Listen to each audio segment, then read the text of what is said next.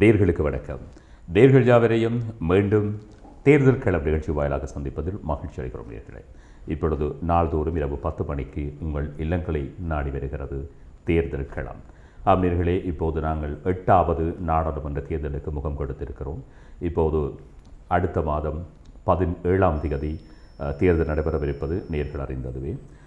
நாங்கள் மத்தியிலே யார் ஆட்சி அமைக்கப் போகிறார்கள் என்பதிலே எமது தமிழ் பேசும் மக்கள், குறிப்பாக வடகிழக்கில் இருக்கின்ற மக்கள் அவ்வளவாக அக்கறை காட்டிக்கொள்ளாத ஒரு நிலை இருக்கின்ற போதும், இந்த உள்ளூரிலே, அதாவது உங்களுக்கு தெரியும், அந்த சிறிய கட்சிகள் அல்லது சிறுபான்மையினர் கட்சிகளினுடைய இந்த தேர்தல் காலத்து பரப்புரைகள், அவர்களுடைய வாக்குகளை கவருவதற்காக அவர்களது பிரசார நடவடிக்கைகள், மேடை பேச்சுக்கள், துண்டு பிரசுரங்கள், பேனர்கள், போஸ்டர்கள் என இங்கே பரவலாக எல்லா கட்சிகளும், ஆக குறைந்தது சுயேட்சை குழுக்கள் கூட தங்களது நடவடிக்கைகளை மிக வேகமாக முன்னெடுத்து வருகிறது. இவ்வாறான சூழலிலே தான் நாங்கள் தேர்தல் களம் நிகழ்ச்சியை தினந்தோறும் இரவு 10 மணிக்கு ஒளிபரப்பி வருகிறோம். இன்றைய தேர்தல் களம் நிகழ்ச்சியிலே வழமை போல 2 இங்கே வேட்பாளர்கள் வருகை தந்திருக்கின்றார்கள்.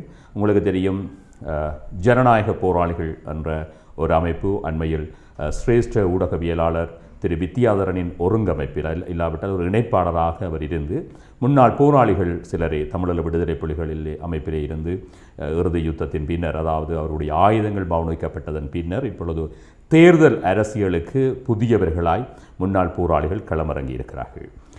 இந்த உங்களுக்கு தெரியும், களமிறங்கிய ஆரம்ப காலத்திலே அவர்கள் தமிழ் தேசிய கூட்டமைப்பினுடைய இறுதி கூட்டம் வவுனியாவில் நடைபெற்றது. அதாவது வேட்பாளர்கள் தெரிவு, கட்சிகளுக்கு இடையிலான ஆசன பகிர்வுகள் நடைபெற்ற போது அவர்கள் சந்தித்து திரு சம்பந்தரையாவையோடு உரையாடிய பின்னர் இப்போது அவர்கள் நேரடியாக ஒரு சுயேட்சை குழுவாக இந்த ஜனநாயக போராளிகள் இப்பொழுது களமிறங்கி இருக்கிறார்கள். எனவே தேர்தல் அரசியலுக்கு முற்றிலும் இது புதுமை. எங்களுடைய தமிழர்களுடைய வரலாற்றை பொறுத்தவரை இது ஒரு புதிய விடயம்.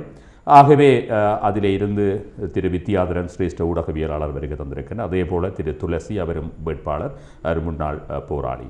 இந்த 2 பேரும் இன்றைய தேர்தல் களத்துக்கு வருகை தந்திருக்கிறார்கள். நான் முதலில் குறிப்பிட்டது போல தேர்தல் அரசியல் என்பது விடுதலை புலிகளுக்கு அல்லது முன்னாள் விடுதலை புலிகளுக்கு அல்லது முன்னாள் போராளிகளுக்கு எப்படியும் எடுத்துக்கொள்ளலாம், ஒரு புதிய விடயம்தான். ஆனால் சொல்லுகிறார்கள், தலைவர்கள் உருவாக்குவதில்லை, சந்தர்ப்பங்களும் ஏது நிலைகளும் தலைவர்களை உருவாக்குகிறது என்று. நாங்கள் சில தனிப்பட்ட ரீதியாக இந்த நான் குறிப்பிடுகிற இந்த முன்னாள் போராளிகள் இந்த அமைப்பை பற்றி அல்ல, சில முன்னாள் போராளிகள் இந்த அரசியலிலே ஆர்வம் இல்லாமல் இருக்கிறவர்கள் கூட இந்த எங்களுடைய அரசியல் தலைமைகளிலே அதிருப்தியுற்ற ஒரு நிலை இருக்கிறது. ஏனெனில் எங்களை சொல்லிதான் அவர்கள் ஆட்சிபீடம் வருகிறார்கள், எங்களை கவனிப்பதில்லை என்று ஒரு பொதுவாக எல்லா இடங்களிலுமே இருக்கிறது. அந்த சிந்தனை இருக்கிறது. இவ்வாறான ஒரு சூழலிலே தான் சில வேளைகளில் இவர்கள் சந்தர்ப்பவசத்தால் இங்கே தேர்தல் அரசியலுக்கு வந்திருக்கிறார்களா, இல்லாவிட்டால் சிலர் குறிப்பிடுவது போல இதன் பின்னணியிலே யாராவது இருக்கிறார்கள் என்பது போன்ற விடயங்களில் நான் நினைக்கிறேன் இந்த நிகழ்ச்சி முடிவிலே ஒரு தெளிவை நேர்கள் பெற்றுக்கொள்ள முடியும் என்று நினைக்கிறேன். ஆகவே முதலில் திரு வித்தியாதரன் சிரேஷ்ட ஊடகவியலாளர், இவர்களை செவி காண்பது எங்களை பொறுத்தவரை ஒரு பெருமையான விடயம் என்று சொல்லிக்கொள்ளலாம். ஏனெனில் இந்த ஊடக பரப்பிலே, தமிழ் ஊடக பரப்பிலே தனக்கென ஒரு தனி முத்திரை பதித்தவர் திரு வித்தியாதரன் அவர்கள். அவருடைய கடந்த கால இந்த ஊடக பட்டறிவு என்பது விசாலமானது.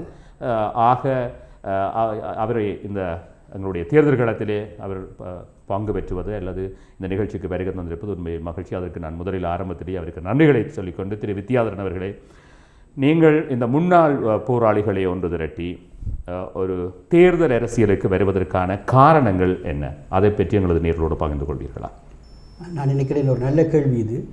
ஒரு ஊடகவியலாளன் என்ற முறையிலே இலங்கையினுடைய தமிழர்களுடைய விடுதலை போராட்ட காலத்திலே கிட்டத்தட்ட 35 வருடங்கள் நானும் சேர்ந்து பயணித்திருக்கின்றேன்.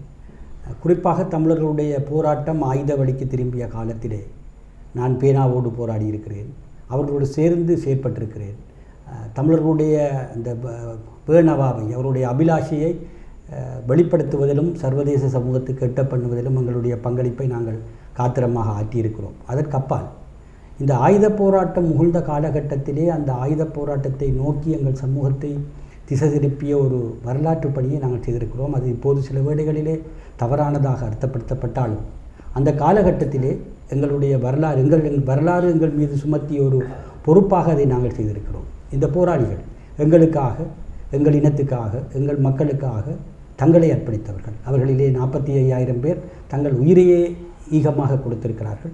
அவர்களுடைய தோழர்கள் இப்போது ஆயுத போராட்டம் மௌனித்த பின்புலத்திலே கொடும் சிறைகளிலே வெஞ்சிறைகளிலே வாடி புனர்வாழ்வின் பின்னே வெளியே வந்திருக்கிறார்கள். அவர்களுடைய எண்ணமும் சிந்தனையும் நோக்கமும் மக்கள்பால், தமிழ் மக்கள்பால், தமிழ் மக்களுடைய உரிமையின்பால், அந்த இனத்தினுடைய வாஞ்சையின்பால் இருக்கின்றது. அதனை கணக்கெடுக்க தவறி தங்களுடைய அரசியல் நடத்துகின்ற ஒரு மெத்தனமான அரசியல் தலைமைகளை கண்டு நான் வெந்தேன். நான் நினைக்கிறேன் இந்த போராளிகளை அவர்களுடைய 12, 13, 14, 15 வயதுகளிலே கழுத்திலே சயனைட் கட்டி அவர்களை ஆயுதமேந்த தூண்டியவர்கள் வரிசையிலே எங்களில் பலர் இன்று நாங்கள் அரசியல் தலைவர்களாக இருக்கின்ற கூறிக்கொள்கின்ற பலர் அவர்கள் ஏற்றிய உசுப்பேற்றர்கள் தான். எழுத்தின் மூலம் நாங்களும், பேச்சின் மூலம் அவர்களும், பதவிக்கு வருவதற்காக அவர்கள் செய்த பிரச்சாரங்களும் தான் அந்த இளைஞர்களை இன்று காட்டை நோக்கியும் யுத்தத்தை நோக்கியும் நகர்த்தின. தப்பித்தவறி அந்த போராட்டத்திலே அவர்கள் வெற்றியிட்டிருந்தார்களே, ஆனால் அதிலே எவ்வளவு தூரம் அந்த வெற்றியின் பின்னால் நாங்கள் உரிமை கோரியிருப்போமோ அதே போல இந்த பின்னடைவின் பின்னரும் அந்த பின்னடைவில் பொறுப்பேற்பதிலும் எங்களுக்கு பங்களிப்பு இருக்கின்றது, பொறுப்பு இருக்கின்றது என்பதை நான் உணர்ந்து கொள்கிறேன். இந்த போராளிகளை தவிக்க விட்டுவிட்டு அல்லது அவர்களை வேண்டுமென்றே அவர்களை ஒதுக்கி வைத்துவிட்டு அரசியல் செய்கின்ற ஒரு கீழ்த்தரமான கயமைத்தனமான அரசியல் பதவியாசை பிடித்த ஒரு போக்கு எங்கள் மத்தியிலே இருப்பது எனக்கு மிக வேதனையாக இருந்தது. அதனை மக்கள் மத்தியிலே எடுத்துச் செல்லக்கூடிய பேனா வலிமை என்னிடம் இல்லாத காரணத்தினால் எனக்கு இருக்கின்ற அல்லது சமூகத்திலே எனக்கு இருக்கின்ற பெயரை பயன்படுத்தி, என்னை தெரிந்திருக்கின்ற அந்த உணர்வை பயன்படுத்தி இவர்களுக்கு ஒரு தளத்தை ஏற்படுத்தி கொடுக்க வேண்டும் என்று நான் நினைத்தேன். கூட்டமைப்புக்குள்ளிருந்தே, தமிழ் கூட்டமைப்புக்குள்ளிருந்தே அந்த முயற்சிகளை நான் ஆரம்பித்தேன். தலைவர் சம்பந்தனையா அவர்களோடு பேசியிருக்கிறேன், மாவை சேனாதராஜாவோடு பல தடவைகள் பேசியிருக்கிறேன், சுமந்திரன் அவர்களோடு பேசியிருக்கிறேன். ஆனால் எனக்கு ஒரு என்னுடைய மனத்துக்கு மனச்சாட்சிக்கு நியாயமான பதில் அவர்களிடமிருந்து கிடைக்கவில்லை, அல்லது அதற்கான ஒரு பச்சை சமித்தி அவர்கள் காட்டவில்லை. இந்த போராளிகள் யுத்தம் முடிவடைந்ததோடு தூக்கி வீசப்பட வேண்டிய கருவேப்பிலைகள் போன்ற ஒரு பாணிதான் அவர்கள் மத்தியிலே இருந்தது. ஆனால் இன்றைய காலகட்டத்திலே தமிழர்களுடைய இந்த அரசியல் பிரச்சனைகளை நகர்த்தி செல்வதற்கு, அதிர்வுள்ள வகையிலே அகிம்சை வழியிலேயும் இந்த போராட்டத்தை கொண்டு செல்வதற்கு வகை உள்ளவர்களாக அல்லது பலம் உள்ளவர்களாக அல்லது பலமுள்ளவர்களாக அல்லது அர்ப்பணிப்புள்ளவர்களாக திடசங்கற்பம் உள்ளவர்களாக இந்த போராளிகள்லாம் இருக்கிறார்கள் எங்கள் மத்தியிலே. நான் நினைக்கிறேன் 48ஆம் ஆண்டு சுதந்திரமடைந்த காலகட்டத்திலிருந்து இந்த 65-67 வருடங்களாக நாங்கள் வெகுஜன போராட்டங்கள் என்ற பெயரில் அல்லது அகிம்சை போராட்டங்கள் என்ற பெயரிலே வெறும் காகிதங்களிலே, பத்திரிகை தாளிலும், வானொலி ஒளி சித்திரங்களிலும் தான் போராட்டங்கள் நடத்தி கொண்டிருந்தோமே தவிர அவற்றை காத்திரமான முறையில் முன்னெடுக்கவில்லை. 3 தடவைகள் காத்திரமான முறையிலே இந்த போராட்டங்கள் முன்னெடுக்கப்பட்டன. உண்மையில் 60களிலே சத்தியாகிரக போராட்டம் தந்தை செல்வானுடைய வழிகாட்டலிலே காத்திரமாக இருந்தது, மக்கள் எழுச்சியாக இருந்தது. அது மங்கி போய்விட்டது. அதனை பலப்படுத்தக்கூடிய நிலைமையிலே இப்போது இருக்கின்ற தலைமைகள் இல்லை.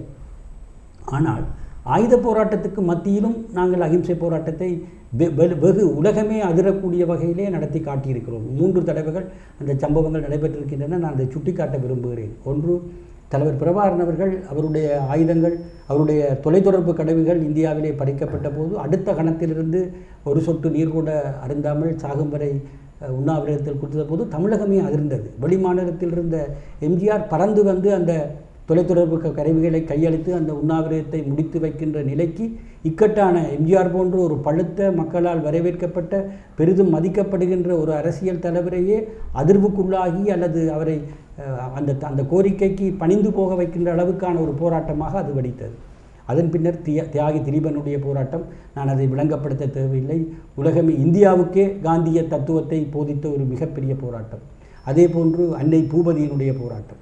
இது போன்ற ஒரு வலிமையான போராட்டம் இல்லாமல் நாங்கள் இந்த தமிழருடைய அரசியல் செல்நெறியை நகர்த்துவது என்பது வெற்று கோஷங்களாகவே இருக்கும்.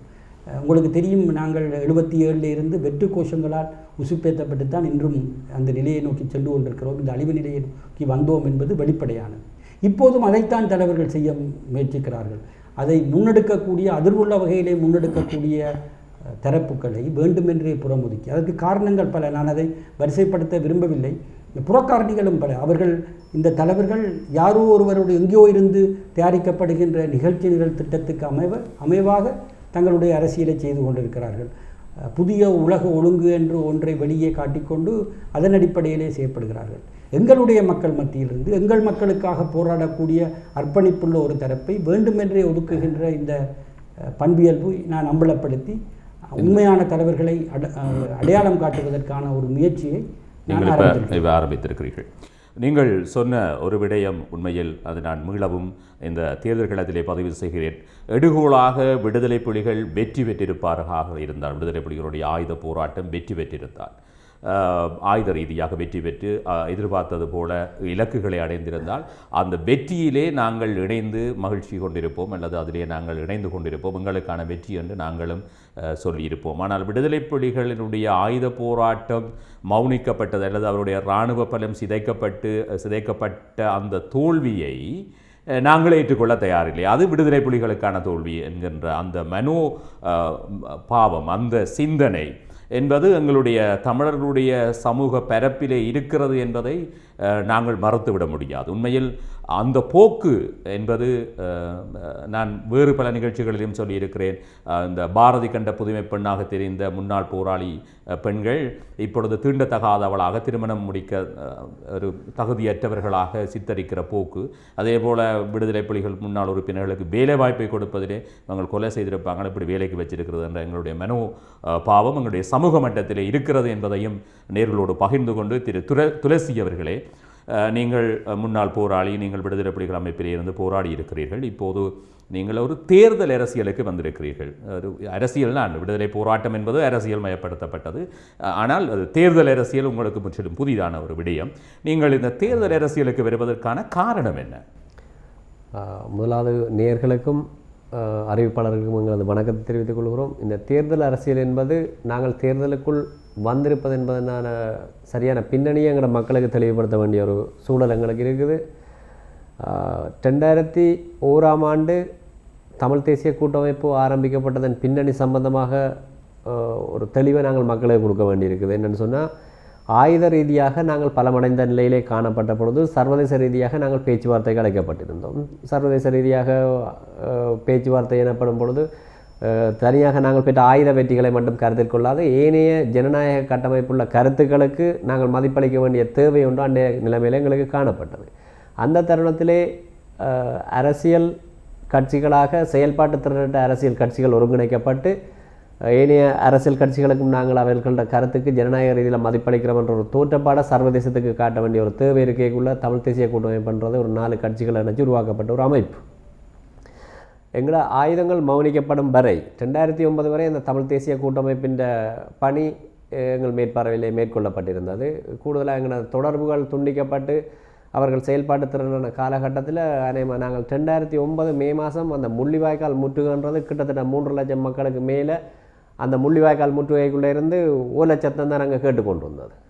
அந்த வலிகள் இல்லாட்டிக்கு அந்த உயிரிழப்புகள், அங்கே பட்டிருந்த காயங்கள் சம்பந்தமாக சர்வதேசம் உட்பட இந்தியாவில் தொடர்ந்து அவங்க தீக்குளிச்சு கொண்டிருந்தவையில், ஆர்ப்பாட்டங்கள் செய்து கொண்டிருந்தவையில், உலக நாடுகளில் எங்களோட உறவுகள் பனியையும் குளிரையும் பார்க்காமல் ரோட்டில் இறங்கி நின்று உடனடியாக யுத்தத்தை நிப்பாட்டுங்கன்னு சொல்லி ஒரு பெரிய அழுத்தத்தை கொடுத்து கொண்டிருந்தவையில். இந்த தருணத்தில் எங்களால் தெரிவு செய்யப்பட்ட அந்த கூட்டமைப்பு பாராளுமன்ற உறுப்பினர்கள் 22 பேரும் அரைவாசி பேர் நாட்டுக்குள்ளேயே இருக்கையில் அவை எங்கே இருந்தனம்னு சொல்லி தெரியாது. உயிர் அச்சுறுத்தல் இருக்கலாம். நீங்கள் ஒரு உண்ணாவிரதமோ இல்லாட்டிக்கு மக்கள் இறக்கி ஒரு ஆர்ப்பாட்டத்தை செய்து இந்த யுத்தத்தை நிறுத்துங்க, நாங்கள் அந்த மக்கள்கிட்ட பிரதிநிதியாக கூட பாராளுமன்றத்தில் நாங்கள் இருக்கிறோம், யுத்தத்தை நிப்பாட்டுங்கன்ற செய்தியை கூட நீங்கள் சொல்லியிருக்க தேவையில்லை. ரைட், உங்களுக்கு உயிருக்கு பயம் இருக்கிறத நாங்கள் விளங்கிக் கொள்கிறோம். ஆனால் நீங்கள் உடனடியாக என்ன செய்திருக்கலாம்னு சொன்னால், உங்களோட பதவிகளை ராஜினாமா செய்து நீங்கள் உங்களோட எதிர்ப்பை நீங்கள் அன்றைக்கு தெரிவிச்சிருப்பீர்களாக இருந்தால் அந்த முள்ளிவாய்க்காலில் ஏற்பட்ட அவலத்தின் ஒரு அரைவாசியாவது நீங்கள் குறைச்சிருக்கிற அந்த ஒரு விடயத்தை நீங்கள் செய்திருக்கலாம். எங்களுக்கு இன்றைக்கு வரைக்கும் அந்த கோபம் இருக்குது. இருந்தாலும் 2010 தேர்தல்ன்றதில் நாங்கள் அனைத்து கூடுதலாக எல்லா போராளிகளும் சிறைச்சாலைகளில் இருந்து நாங்கள் அரசியல் ரீதியாக எங்களுக்கு எந்த விதமான ஒரு கருத்தியலையும் தெரிவிக்கக்கூடிய ஒரு சூழ்நிலை இருக்கே இல்லை. அதுக்கு பிறகு இந்த 2014ஆம் ஆண்டு மாகாண சபை தேர்தல், அந்த தேர்தலில் நாங்கள் வெளியால் வந்திருந்த நாங்கள் அன்றைய சூழலில் சர்வதேசத்திற்கு ஒரு செய்தி காட்டப்பட வேண்டிய தேவை இருந்தது. முதலாவதாக பிரிக்கப்பட்ட ஒரு மாகாண சபை தேர்தல் வரைக்குள்ள எந்த விதமான அடிப்படையிலையும் தமிழர்களோட வாக்கு பலம் சிதறடிக்கப்படக்கூடாதுன்றதில் நாங்கள் தெளிவாக இருந்தோம். அன்றைக்கு நாங்கள் எந்த விதமான ஒரு கருத்தியலையும் செய்தியையும் நாங்கள் வெளியால் கொண்டு வரையில் மாகாண சபை உருவாக்கப்பட்டிருந்தது. சில பல குறைகளும் அதில் காணப்பட்டிருக்கின்றன. இன்றைக்கு விடுதலை புலிகள் சார்பாக விடுதலை புலிகள் மீதான தடைகள் நீக்கப்பட வேண்டுமென்றதன் அடிப்படையில் அன்றைக்கு தேர்வு செய்யப்பட்ட அந்த தேசிய உறுப்பினர்களில் நீங்கள் 2 உறுப்பினர் பதவி வடமாகாண சபைக்கு கிடைச்சிருந்தது. நீங்கள் அதில் ஒரு போராளியை நீங்கள் முன்னிறுத்தி இருக்கலாம். அதை விட மக்களுக்கு ஆற்றப்பட வேண்டிய சேவைகள் பட்டியலில் கிட்டத்தட்ட ஒவ்வொரு மாகாண சபைக்கு 35 அதிகாரங்கள் வழங்கப்பட்டிருந்தன. 2 அதிகாரங்கள் தடுக்கப்பட்டதாக அறிந்து கொள்கிறோம். அந்த 33 அதிகாரங்களையும் பயன்படுத்தி இன்றைக்கு எங்களோட மக்களுக்கு வந்து சேர வேண்டிய எந்த ஒரு விஷயமே எங்களுக்கு கிடைக்கல.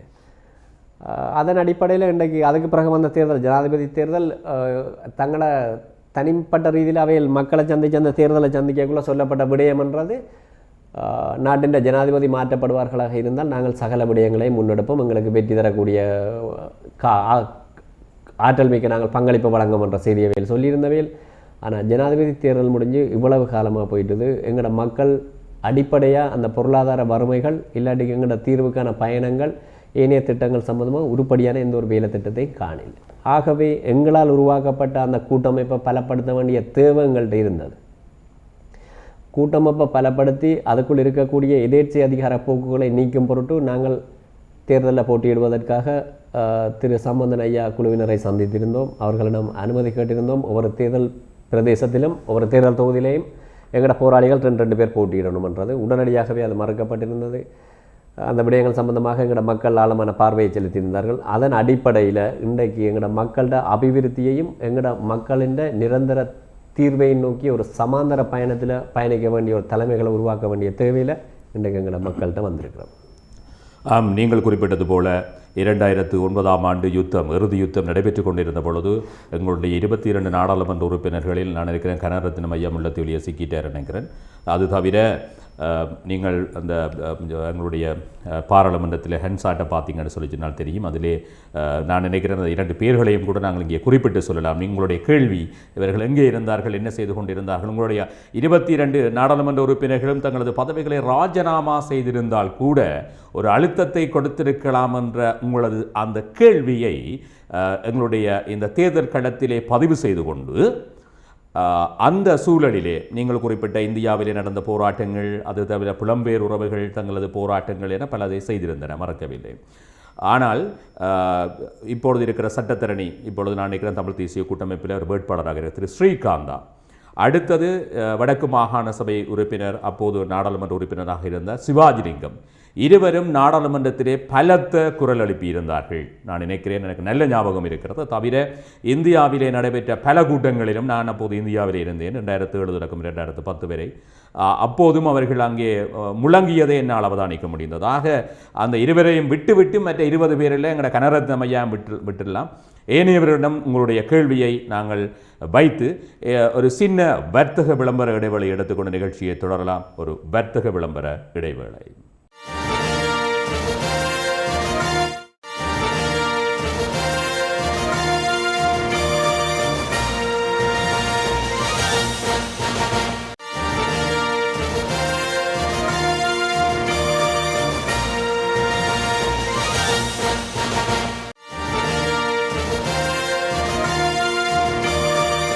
ஆம்நேயர்களே, ஒரு வர்த்தக விளம்பர இடைவெளிக்கு பின்னர் சந்திக்கின்றோம்.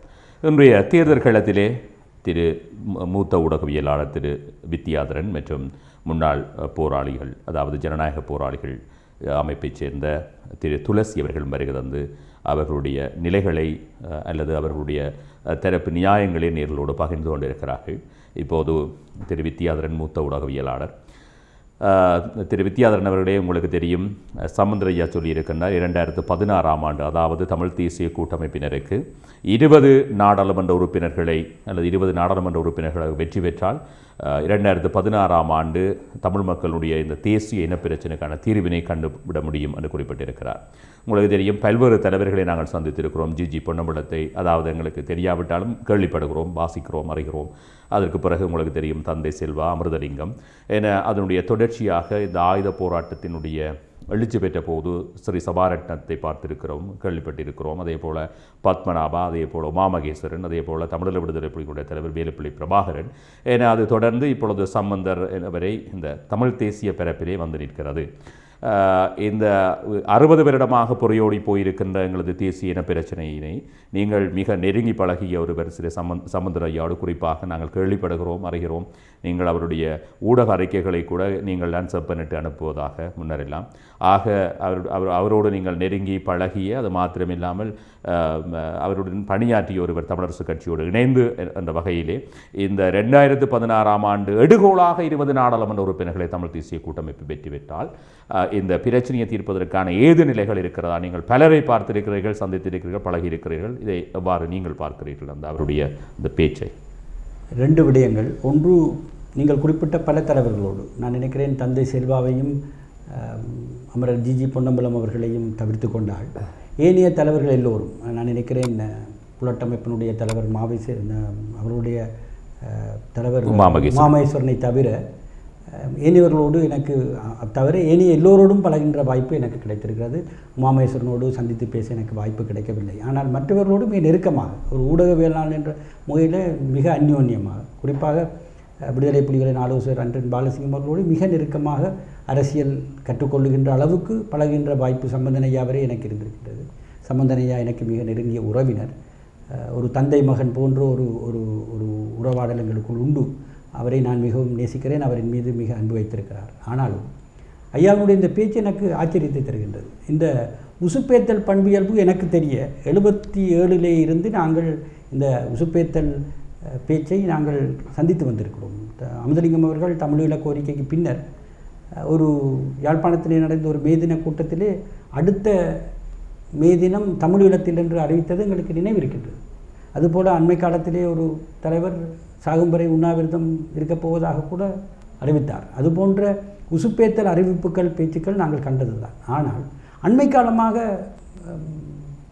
சம்பந்தர் ஐயாவினுடைய பேச்சுக்கள் யதார்த்தமற்ற அல்லது ஒரு முதிர்ந்த ஒரு அரசியல் தலைவரிடமிருந்து வருகின்றவை போல் இல்லாமல் இருப்பது எனக்கு ஆச்சரியத்தை தருகின்றது. அவர் ஒரு அரசியல் சூழல் பற்றிய ஒரு பதற்றத்திலே சிக்கியிருக்கின்றாரோ என்று நான் நினைக்கின்றேன். நான் எதிர்பாராத சில சம்பவங்கள். நாங்கள் இந்த இவர்களை போராளிகளை அழைத்து கொண்டு வவுனியாவில் நடைபெற்ற கூட்டத்துக்கு சென்றபோது உங்களுக்கு தெரியும், அந்த பதிவு பிபிசி உட்பட சில பத்திரிகையாளர்கள் நேரடியாகவே அந்த உரையாடலை பதிவு செய்திருக்கிறார்கள், வீடியோ பண்ணியிருக்கிறார்கள். ஐயாவிடமிருந்து நான் அதை எதிர்பார்க்கவில்லை. எடுத்த எடுப்பிலே ஒரு நீங்கள் கருணா, பிள்ளையான், கேபி போன்றவர்கள் உங்கள் அமைப்பில் இருந்து தான் வந்தார்கள், நீங்கள் மஹிந்த ராஜபக்சவினுடைய வழிகாட்டலிலே இயங்குகின்ற புலனாய்வுத் துறையினரால் அனுப்பப்பட்டிருப்பவர்களாக சிலர் பேசிக்கொள்ளுகிறார்கள் என்ற தொனியிலே அவர் இறங்கி பேசுவது என்பது நான் எதிர்பாராத ஒன்று. படுத்த அரசியல்வாதியிடம் நான் எதிர்பார்க்கவில்லை. அண்மையில் கூட இந்த தேர்தல் விஞ்ஞாபனத்தை, கூட்டமைப்பின் தேர்தல் விஞ்ஞாபனத்தை வெளியிட்டு உரையாற்றிய போது அவர் அமர்ந்திருந்து தான் உரையாற்றுவார். ஒவ்வொரு சொற்களுக்கும் இடையிலே தாராளமாக நேரம் எடுப்பார். இதே பாணி பேச்சை நான் திரு அன்றன் பாலசிங்கம் அவரிடமிருந்தும் பார்த்திருக்கிறேன். அதே போன்ற பாணியிலே பேசுவார். ஆனால் தந்தை சம்பந்தன் ஐயாவிடம் ஒரு தெளிவு இருக்கும், ஒரு ஒரு ஒரு பார்வை அவருடைய உரையாடல்களில் இருக்கும். அவர் பதட்டப்படவில்லை. ஆனால் அன்று இந்த உதிரி கட்சிகளை உதைத்து தள்ளுங்கள் என்று காலை உதைத்து காட்டினார். அது நான் ஒரு 3ஆம் தர அரசியல்வாதியிடம், விமல் வீரவன்ச போன்ற ஒரு அரசியல்வாதியிடம் இருந்து எதிர்பார்க்கின்ற விடயம், சம்பந்தர் ஐயா போன்றவரிடமிருந்து நாங்கள் எதிர்பாராத ஒரு ஒரு ஒரு போக்கு. உங்களுக்கு தெரியும், KN சொக்சி என்று சொல்லி ஒரு சிரேஷ்ட சட்டத்தரணி இருந்தார். ஐக்கிய தேசிய கட்சியிலே முக்கிய எம்பியாக ரணிலுடைய ஆட்சியிலே இருந்தார். விளங்கியவர், நீதித்துறை சம்பந்தமான விடயங்களை கையாண்டவர். அவர் ஒரு அழகான மனிதர். ஆனால் அவருடைய வாய் ஒரு பிறப்பிலேயே அவருக்கு ஒரு சின்ன ஒரு சொத்தியாக இருக்கும். அவரை கிண்டல் அடித்து ஒரு பொதுக்கூட்டத்திலே சந்திரிகா அவர்கள் தன்னுடைய வாயை, ஜனாதிபதி சந்திரிகா அவர்கள் தன்னுடைய வாயை ஒரு பக்கமேட்டு தள்ளி வைத்து பேசியது ஒரு பெரிய சர்ச்சையை உருவாக்கி. ஒரு நாட்டின் ஜனாதிபதி அப்படி கோமாளித்தனம் பண்ணக்கூடாது. நான் நினைக்கவில்லை. சம்பந்தன் ஐயா ஒரு மூர்த்த அரசியல்வாதி, நீண்ட காலம் தமிழர்களுடைய தேசியத்தினுடைய இன்றைய நிலையிலே அதனுடைய பிதாமகராக கருதப்படுபவர். அவர் காலால் எட்டி உதயங்கள் என்று காலால் உதைந்து காட்டுகின்ற நிலைக்கு அரசியல் செய்கின்ற நிலைமை வந்துவிட்டதாக இருப்பது பெரிய அபத்தமான நிலைமை. நான் நினைக்கிறேன் இந்த 2016 தீர்வு என்பது கூட அத்தகைய ஒரு கோமாளித்தனமான பேச்சாகப்படுகின்றது. தென்னிலங்கையோடு சேர்ந்து இருந்த மஹிந்த ராஜபக்சவை மாற்றுவதற்கு எடுத்த முயற்சியிலே சம்பந்தன் ஐயா வெற்றி பெற்றிருக்கிறார். அதை பாராட்டுவோம், அதை நாங்கள் தவறென்று சொல்லவில்லை. ஆனால் அதன் விளைவாக ஏற்பட்டிருக்க கடற்சூழ்நிலை மீது மக்களை மொட்டையடிக்கின்ற கருத்தை அவர் சொல்லக்கூடாது. இன்று தென்னிலங்கை அவர்கள் கொண்டு வந்த ஜனாதிபதியினுடைய கையை மீறி தென்னிலங்கை 2ஆக பிளவுபட்டு நிற்கின்றது. மஹிந்த ராஜபக்ச ஒரு வலிமையான சக்தியாக உருவாகி இருக்கிறார். அவருக்கு பின்னால் ஒரு கணிசமான எம்பிக்கள் திரளக்கூடிய வாய்ப்பு இருக்கின்றது. இன்றைய சூழலிலே 103 பெரும்பான்மையை பெறக்கூடிய ஒரு ஆட்சி வருவதற்கான வாய்ப்பே இல்லை.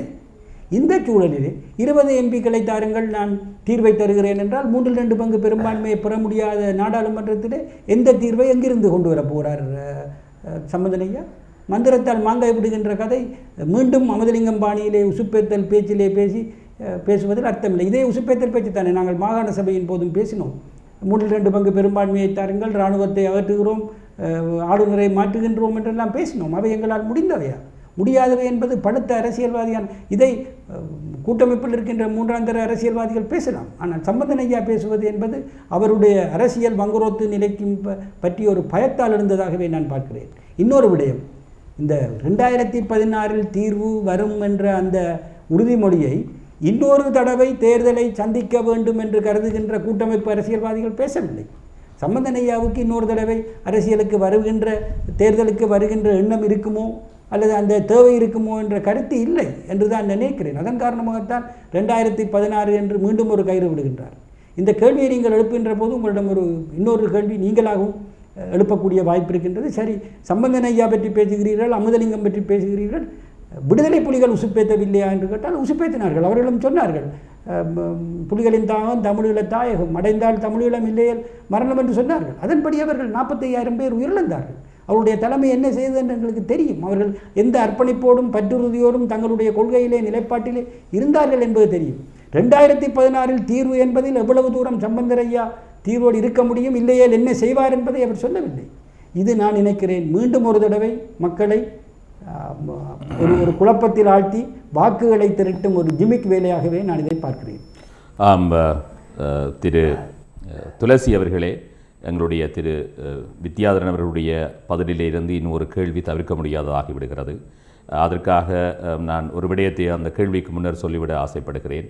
இந்த 40,000 பேருக்கு மேல் இந்த மண்ணிலே தங்களை உயிர் தியாகம் செய்து ஆகுதியாகிய மாவீரர்கள் பற்றிய அல்லது அந்த விடுதலை புலிகள் அமைப்பு சார்ந்த இப்போது இருக்கிற முன்னாள் போராளிகள் 12,000க்கும் மேற்பட்டவர்கள் விடுதலை செய்யப்பட்டிருக்கிறார்கள். அது தவிர மாவீரர் குடும்பங்கள் எங்களது வடகிழக்கிலே வாழ்கிறார்கள், புலம்பெயர்ந்தும் இருக்கிறார்கள். ஆகவே இந்த கேள்வி தவிர்க்க முடியாததான். இப்போ திரு வித்யாதரன் குறிப்பிட்டது போல உண்மையிலேயே விடுதலை புலிகள் அமைப்பிலே இருந்து தான் கருணா வந்தார், பிள்ளையான் வந்தார், கேபி வந்தார். இன்னும் ஒன்றையும் நான் ஏற்றுக்கொள்கிறேன். அதாவது எப்போது விடுதலை புலிகள் தேர்தல் அரசியலுக்கு வந்தாலும் இந்த தமிழ் தேசியம் பேசிக்கொண்டிருக்கிற அரசியல் தலைமைகள் அவர்களை ஒரு விதமாக பார்க்கிற அல்லது அவ்வாறு ஒரு தோற்றப்பாட்டை உருவாக்க முனைவார்கள். ஏனெனில் இது வாக்கு சம்பந்தமான பிரச்சனை என்பதையும் எங்களுடைய தேர்தல் களம் ஏற்றுக்கொள்கிறது, மறக்கவில்லை. இருந்தும் கூட உங்களுக்கு சில பின்னணிகள் இருப்பதாக சொல்லப்படுகிறது, பேசப்படுகிறது, பரப்புரை செய்யப்படுகிறது. அதற்கு நீங்கள் மக்களுக்கு என்ன சொல்ல விரும்புகிறீர்கள்? அதற்கான உங்களுடைய பதில் என்ன?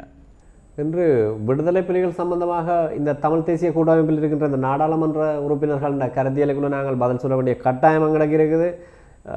இவர்கள் விடுதலை புலிகள் சம்பந்தமான உறுப்பினர்கள் கருணா, பிள்ளையான், கேபி ஏனைய கீழ்த்தரமான நபர்களை சம்பந்தமாக மட்டுமே இவர்கள் அறிந்து வைத்திருக்கிறார்கள். விடுதலை புலிகள் என்றால் முதலாவது ஞாபகத்துக்கு வர வேண்டிய இன்றைக்கு திலீவண்ணை பற்றியோ இல்லாட்டிக்கு மில்லரண்ணை பற்றியோ பால்ராஜனை பற்றியோ எங்களோட கதாநாயகர்களை சுட்டிக்காட்டி பேசுவதற்காக கூட இன்று அரசியல் தைரியம் இல்லாதவர்களாகத்தான் இந்த கூட்டமைப்பினர் காணப்படுகிறார்கள். ஆகவே விடுதலை புலிகளை விடுதலை புலிகளாக பாருங்கள், விடுதலை புலிகளில் இருந்து ஓடியவர்களாக பார்க்காதீர்கள். அவர்களுக்கு இன்று மக்கள் வழங்கிய தீர்ப்புகள் சம்பந்தமாக தெளிவான பார்வை உங்களிடம் இருக்கும் நினைக்கிறேன். ஆகவே அது தொடர்பாக தொடர்வதில் அர்த்தமில்லை. எங்கள் பின்னணி சம்பந்தமாக அவர்களுக்கு வழங்கப்படுத்திய தேவையில்லை, ஆனால் எங்களோட மக்களுக்கு நாங்கள் வழங்கப்படுத்த வேண்டிய தேவை இருக்குது. இன்று ஜாழ் தேர்தல் தொகுதியை பொறுத்த வரைக்கும் இல்லாட்டி ஜாழ் மாவட்டத்தில் இருக்கிற இந்த மக்களை பொறுத்த வரைக்கும் கடனை வாங்கி கொண்டு கடல் தொழில் செய்கிறவர் தன்னை போட் எடுத்து வலையை போட்டுட்டு 2 பேரை ஏற்றி கொண்டு கடலுக்கு போயிட்டு திரும்பி வரைக்கும் 1 கிலோ மீன் இல்லாட்டி 2 கிலோ மீனோடு தான் நாள் வருது. சரி, இன்றைக்கு எங்கட கடல் வெள்ளம் எங்கே? நாங்கள் இந்த இவ்வளோ பிரச்சனைக்குள்ளே இவ்வளோ சண்டை நடக்கக்குள்ளே இல்லாட்டிக்கு அதுக்கு முதல் இருந்த அந்த காலப்பகுதியில் எங்களோட மீனவர்கள்ற வாழ்க்கை தரம்ன்றதை சரியான முறையில் நாங்கள் பேணுனாங்க. அவ்வளவு கட்டுப்பாடு எங்களோட பிரதேசத்தில் 500 ரூபா மண்ணெண்ணெய் விற்றது, 1000 ரூபா 1200 பெட்ரோல் விற்கக்குள்ளேயே கடல் தொழில் செய்கிற எங்களோட மீனவர்கள் சரியான முறையில் தங்களோட வாழ்வாதாரத்தை மேம்படுத்தக்கூடிய வழிவகைகளை செய்திருந்தவையில். இன்றைக்கு யாழ் மாவட்டத்துக்குள்ளே ஒரு கடற்தொழிலாளி சமையல் வாங்கி சாப்பிட்ற நிலைமைக்கு எங்களோட பொருளாதாரத்தை கொண்டு வந்து விட்டுருக்கணும். யார் சொல்கிறது? யார் அது? இல்லாட்டி அதுக்கான தீர்வு என்ன? இன்றைக்கு அவைகள்ட்ட ஒன்றும் இல்லை. இந்த வீட்டு தோட்டம் வச்சிருக்கிறார்கள், இல்லாட்டி தோட்டப்பயிற்சிகள் ஈடுபடுறவர்களோட நிலைமையை பார்த்தோம்னு சொன்னால் அவர்கள் தங்களது உற்பத்தி பொருளை இல்லாட்டி முடிவு பொருளை எவ்வளோ பிரச்சனைக்கு மத்தியில் கொண்டு வந்து இன்றைக்கு சந்தையை கொண்டு வந்துட்டோம்னு சொன்னால் சந்தையில் காணப்படுற விலையை விட இன்றைக்கு தெற்கில் இருந்தோ இல்லாட்டி வேறு நாடுகளில் இருந்தோ அந்த பொருட்களை இங்கே கொண்டு வந்து கொட்டக்கூடிய அளவுக்கு இன்றைக்கு எங்களோட பொருளாதாரத்தை அவையில் திசை மாற்றி வச்சிருக்கணும். ஆகவே மக்களுக்கு தெளிவாக தெரியும், நாங்கள் பொருளாதார ரீதியாக எங்கள் மீதான தடைகள் விதிக்கப்பட்டிருந்த பொழுதும் எங்களது கட்டுப்பாட்ட பிரதேசத்தில் இருந்த வளங்களை நன்றாக யோசித்து பாருங்கள், அங்கே இருந்த சுதந்திரத்தை யோசித்து பாருங்க, அங்கே இருந்த சமூக ஒழுங்கை யோசித்து பாருங்க. இன்றைக்கு 8ஆம் ஆண்டும் 10ஆம் ஆண்டும் படித்து போட்டு நாங்கள் வச்சிருந்த கட்டமைப்புகளை பற்றி இன்றைக்கு உலகமே வியந்து கதைச்சு கொண்டிருக்கோம். ரைட், எங்களோட மக்கள் இன்றைக்கு காய்ச்சி கொண்டு நாங்கள் எங்களோட மக்களுக்கு வழங்கிய அந்த பாதுகாப்பு 1000 வெற்றிகளை பெற்றிருக்கிறோம், இறுதியாகத்தான் ஒரு தோல்வியை சந்திச்சிருக்கிறோம். இன்றைக்கு எங்களோட மக்கள் தரப்போகிற அந்த மீள் வெற்றி என்றது சரியான கட்டுமானமிக்க நேர்த்தியான ஒரு பொருளாதார கொள்கையோடு நாங்கள் எங்களோட சமூகத்தை எங்களோட தீர்வை நோக்கி நகர்த்துவோம்ன்றதில் எந்த மாற்று கருத்துக்கும் இடமில்லை. நண்பர் துளசி அவர்களுடைய கருத்திலே நான் ஒரு புது விடயத்தை தெரிவிக்க விரும்புகிறேன். இந்த பின்னணி பற்றி பேசுகிறார்கள். நான் நினைக்கிறேன் இவர்களை ஒன்றிணைத்தவர் என்ற முறையிலே பதில் கூற வேண்டிய கடப்பாடு எனக்கு இருக்கின்றது. அவர் சம்பந்தன் ஐயாவுடைய பார்வையிலே அவர் நேரடியாக மைத்திரியை ஜனாதிபதியோடு பேசுகிறார், ரணிலோடு பேசுகிறார். அந்த அரசை உருவாக்குவதிலே சூத்திரதாரியாக இருந்த ஒரு பிதாமகர் அவர்.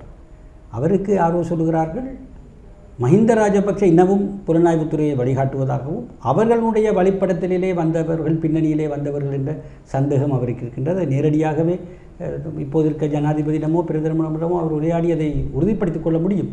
அவருக்கு அப்படி சந்தேகம் என்றால் அவரை மேடையில் வைத்துக்கொண்டு பேசுகிறார் ஸ்ரீதரன் எம்பி. ரணில் விக்ரமசிங்கவின் ஏற்பாட்டில் ஒரு மூத்த ஊடகவியலாளர் கொஞ்சம் பேரை கொண்டு வந்து தேர்தலில் நிறுத்திருக்கார். அவருக்கு நாங்கள் ரணில் என்றார். இன்னொரு இடத்துல வெப்சைட்டில் வருது நாங்கள் புலனாய்வாளர்னால் வழிநடத்தப்படுகின்றவர்கள். ஆற்றை ஆக்கலாங்க எங்கள் விலங்குகள். இவர்கள் மக்களிலிருந்து உருவாகிய புலிகள். அவர்களை ஒன்றிணைத்திருக்கிறோம். எங்களுக்கு எந்த பின்னணியும் இல்லை. ஏதாவது பின்னணி பற்றி பேசுகிறோம், தயவுசெய்து அதுக்கு ஏதாவது ஆதாரத்தை தாங்க. நாங்கள் எங்களுடைய கடந்த கால சரித்திரம் உங்களுக்கு தெரியும். நாங்கள் பத்திரிகையாளராக இருக்கின்ற போது எந்த பக்கமும் அணி சேராதபடியாகத்தான் எல்லாராலும் மதிக்கப்பட்டோம், எல்லாராலும் கௌரவிக்கப்பட்டோம். எல்லோரும் எங்களுடைய நடுநிலைமையை பாராட்டினார்கள். தலைவர் பிரபாகரன் மாத்திரமல்ல, மதியுரைஞர் அண்டன் பாலசிங்கம் மாத்திரமல்ல, மஹிந்த ராஜபக்ஷவும் தெரியும் நாங்கள் யாரிடமும் எதுவும் வேண்டாமல் எங்களுடைய பணியை துச்சம் என செய்தவர்கள். இப்போதும் அந்த எண்ணம் எங்களுக்கு இல்லை.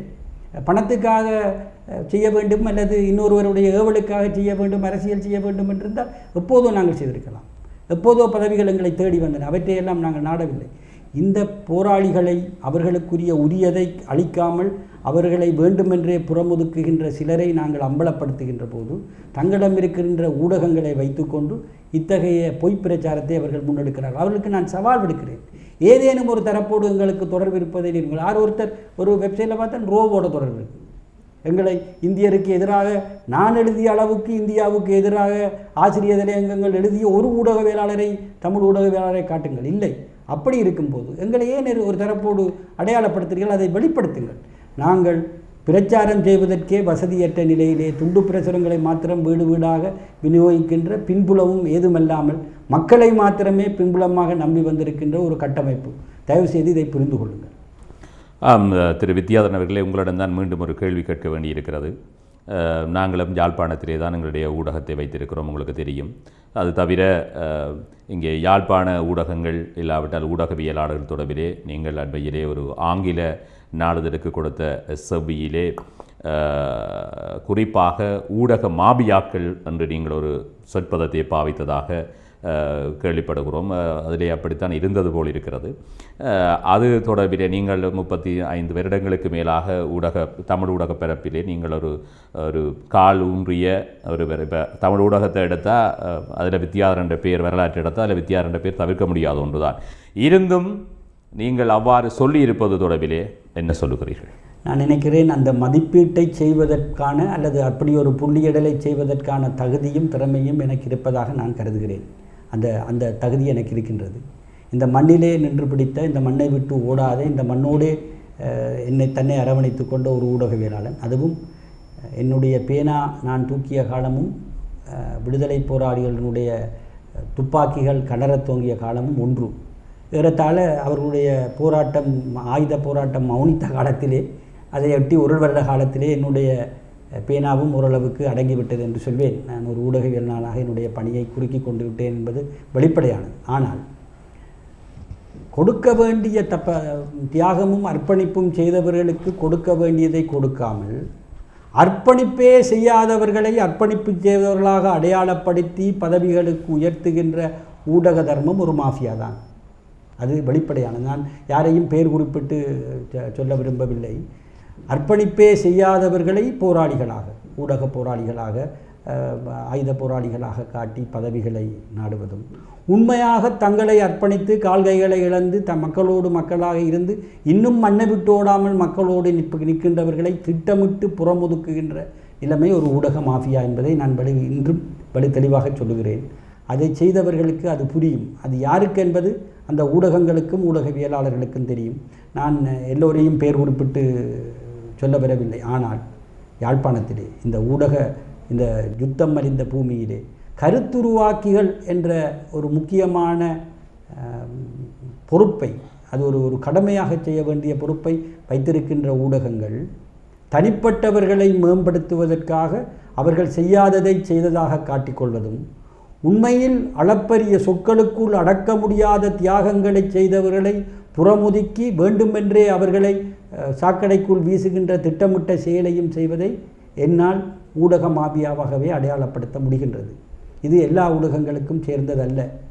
உங்களுக்கு தெரியும், நான் ஒரு விடயத்தை தெளிவாக குறிப்பிடுகிறேன். இந்த கருத்துருவாக்கிகளின் பண்பியல்பு என்ன என்பது பற்றிய ஒரு மதிப்பீட்டுக்காக சில வேளை தவறாக இருக்கலாம். நான் செய்த ஒரு விடயத்தை, நான் பொறுப்பாக இருந்த ஒரு விடயத்தை சொல்ல வருகிறேன். உங்களுக்கு தெரியும், 2000க்கு முற்பட்ட காலத்திலே, யாழ்ப்பாணத்தை இராணுவம் கைப்பற்றிய காலத்திலே, விடுதலை புலிகள் தங்கள் உயிரையும் குருதியையும் சிந்தி ஒரு மிகப்பெரிய போராட்டத்தை முன்னெடுத்து கொண்டிருந்த காலகட்டத்திலே, இங்கு தமிழ் தேசிய உணர்ச்சியே பிறகு வைத்து பொங்கிக் கொண்டிருந்த காலத்திலே கிருஷாந்தி குமாரசாமி போன்றவர்கள் கொடூரமாக பாலியல் வல்லுறவுக்கு உட்படுத்தப்பட்டு தமிழருடைய இரத்தங்கள் கொதித்து கொண்டிருந்த காலகட்டத்திலே யாழ்ப்பாணத்திலே உங்களுக்கு தெரியும், 1948 சுதந்திர காலத்துக்கு பின்னர் எந்த தென்னிலங்கை கட்சியும், அதை நாங்கள் அந்த நேரத்திலே சிங்கள கட்சிகள் என்போம், அந்த கட்சிகளிலிருந்து யாருமே நாடாளுமன்றத்துக்கு தெரிவு செய்யப்படாத ஒரு நிலையிலே நாங்கள் ஒருவரை அடையாளம் காட்டி இவருக்கு வாக்களியுங்கள் என்று மக்களை வெளிப்படுத்தினோம். அந்த கருத்துருவாக்கி உதயனாக இருந்தது. உங்களுக்கு தெரியும், மகேஸ்வரன் என்ற ஒரு நபர் ஐக்கிய தேசிய கட்சியிலிருந்து வந்து அந்த போராட்ட சூழலிலே 2 தடவைகள் வெற்றி பெற முடியும் என்றால் அந்த கருத்துருவாக்கிகளினுடைய கையில் இருக்கின்ற ஆயுதத்தினுடைய வலிமை, அது சரியா பிள்ளையா தென்னிலங்கை கட்சியை கொண்டு வந்த வித்யாதரன் செய்த தவிர அது உங்களுக்கு விமர்சனத்துக்குரியது இல்லை என்று நான் சொல்லவில்லை. அந்த கருத்துருவாக்கிகள் என்ற ஆயுதங்களை தங்களுடைய சுயநலத்துக்கும் அதை நிர்வகிக்கின்ற நிர்வாகிகளின் தனிப்பட்ட விருப்புகளுக்கும் பயன்படுத்தி கொண்டு உண்மையிலேயே ஒரு அர்ப்பணிப்போடும் தியாகத்தோடும் ஈகத்தோடும் போராடிய போராளிகளை கொச்சைப்படுத்தும் விதத்திலே அந்த செய்திகளை வெளியிட்டு கொண்டிருப்பதற்கு பேர் ஊடக மாஃபியா இல்லாமல் வேறு என்ன? ஒரு உதாரணம் சொல்கிறேன். இந்த போராளிகள், இவர்களிலே என்னோடு சம்பந்தன் ஐயாவோடு பேச வந்ததிலே ஒரு போராளி கால் இல்லாதவர், இன்னொரு போராளிக்கு கை அரவாசி கட்ட, இவர்களை எல்லாம் கூட்டிக் கொண்டு நாங்கள் போகிறோம். சம்பந்தன் ஐயா அவர்களை பார்த்து புலனாய்வாளர்களின் ஏவலிலே வந்தவர்கள் என்று சொல்ல ஒரு பத்திரிகை அன்று வவுனியாவில் நடந்த எல்லா செய்திகளையும் விலாவாரியாக வெளியிட்டு கடைசி வசனத்திலே தங்களை முன்னாள் போராளிகள் என்று கூறிக்கொண்ட சிலர் சம்பந்தன் ஐயாவிடம் சந்தித்து தங்களுக்கு ஆசனம் வழங்க சொல்லி கேட்டார்கள். அவர்கள் அதை நிராகரித்து விட்டார்கள். இந்த 2 லைனில் ஒரு செய்தி. இதுக்கு பேர் ஊடக நியாயம், ஊடக தர்மம். இதை என்னை பேட்டி கண்ட அந்த ஆங்கில பத்திரிகை இந்த போராளிகள் தேர்தலிலே நிற்பதற்கு இருக்கின்ற நெருக்கடிகள் என்ன என்று கேட்டார்கள். நான் அவர்களுக்கு சொன்னேன், இங்கு பெரிய நிதி விளையாடுகின்றது. இந்த பத்திரிகைகள் கோடிக்கணக்கில் அறவிடுகின்றன விளம்பரத்துக்கு, ஆனால் செய்திகளுக்கு இடம் கொடுக்கின்றன இல்லை. இந்த மாஃபியா எங்களுக்கு நெருக்கடியாக இருக்கின்றது. இது தவறென்றால், நான் சொன்னது தவறென்றால் நான் அதற்கான பொறுப்பை ஏற்றுக்கொள்கிறேன். ஆனால் எல்லா ஊடகங்களும் அதை தங்களுக்கு தொப்பியாக போட்டுக்கொள்ள தேவையில்லை. யார் யாருக்கு தொப்பியோ அவரவர்கள் அதை போட்டுக்கொள்ள வேண்டும். ஏனைய ஊடகங்கள் அது பற்றி கவலை கொள்ள தேவையில்லை. தங்களை சரியாக நடந்து கொள்பவர்கள் அந்த தொப்பியை அணியாமல் தவிர்த்து கொள்ள முடியும் என்பதை தெரிவித்துக் கொள்கிறேன். நேயர்களே, நாங்கள் தேர்தல்களம் நிகழ்ச்சியோடு இணைந்திருக்கிறோம். ஒரு சின்ன வர்த்தக விளம்பர இடைவேளை எடுத்துக்கொண்டு நிகழ்ச்சியை தொடரலாம். வர்த்தக விளம்பர இடைவேளை.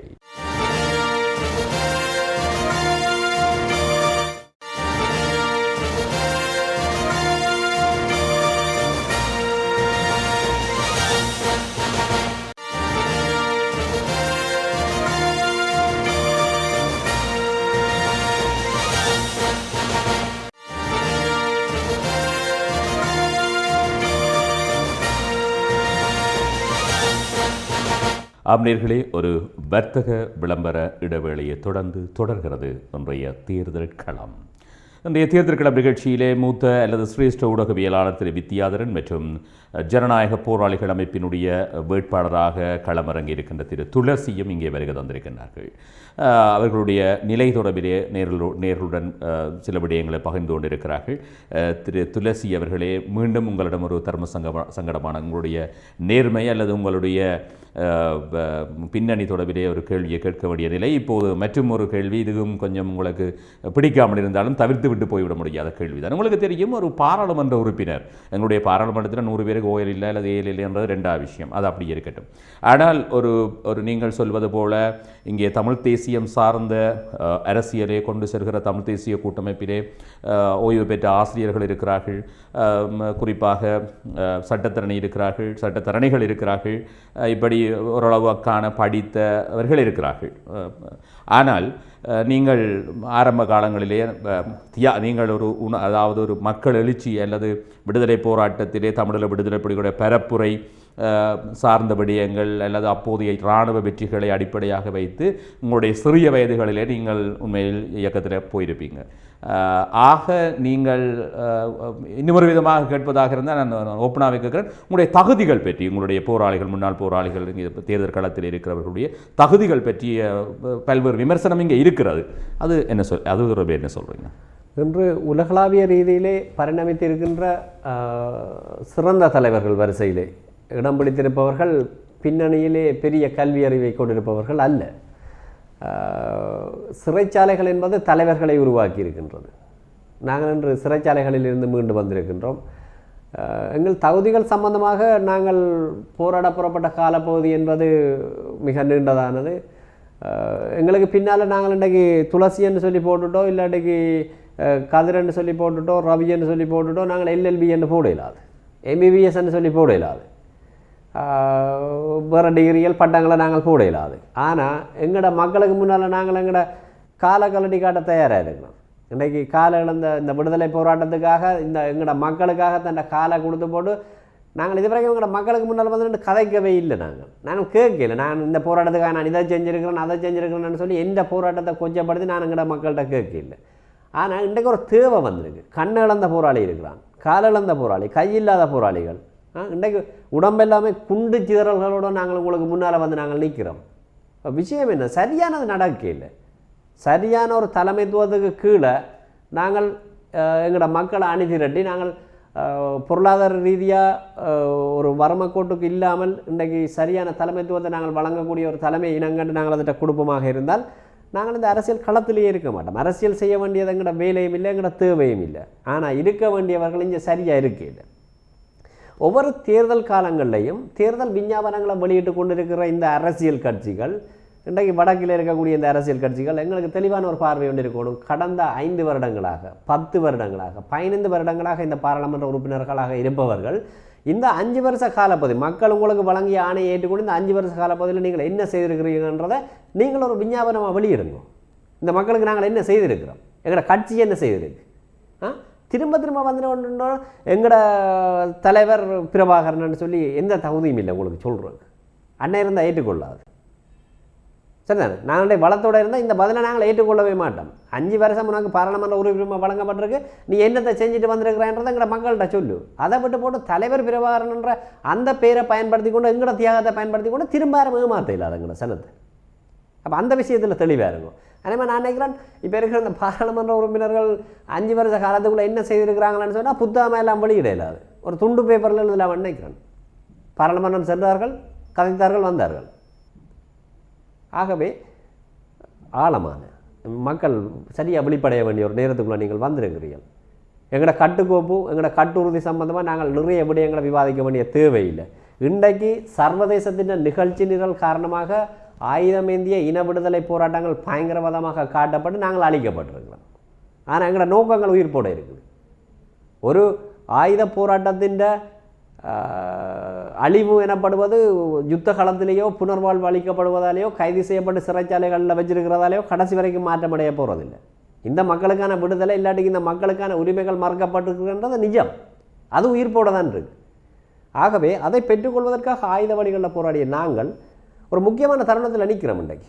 சரியா 30 வருஷம் கழிச்சு எங்களோட ஆயுத போராட்டத்தை நாங்கள் இன்றைக்கு ஜனநாயக ரீதியாக மாற்றி வச்சிருக்கிறோம்.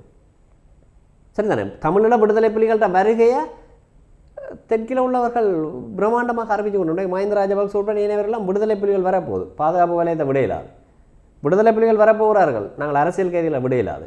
தமிழ் மக்களுக்கான காத்திரமான தீர்வை ஏன் அவையில் வழங்கினவில்லை? விடுதலை புலிகள் வரப்போகிறார்கள். நாங்கள் தெளிவாக சொல்கிறோம், நாங்கள் தமிழில் விடுதலை புலிகள் நாங்கள் இந்த வந்து நிற்கிறோம்.